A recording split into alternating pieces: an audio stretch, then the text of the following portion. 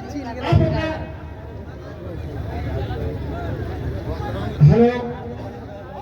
प्रशासन की टीम से नम्र निवेदन है कि अभी पता चली है कि गोदाम चौक के पास कुछ लड़के झगड़ा कर रहे हैं।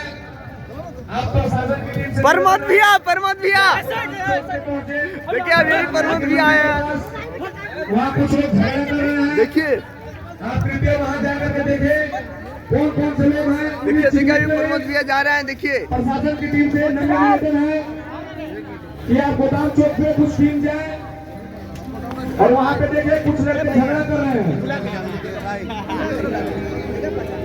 माननीय भोजपुरी के सुपरस्टार गौरव अभिनेता प्रमोद प्रेमी जी का आगमन हो चुका है। एक जोरदार तालियों से आपका स्वागत है।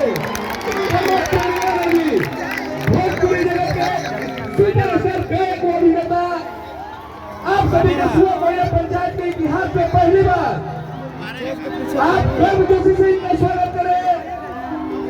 माननीय प्रमोद भैया जी को बहुत बहुत धन्यवाद, आभार, अभिनंदन। मैं कमेटी के तमाम सदस्यों से निवेदन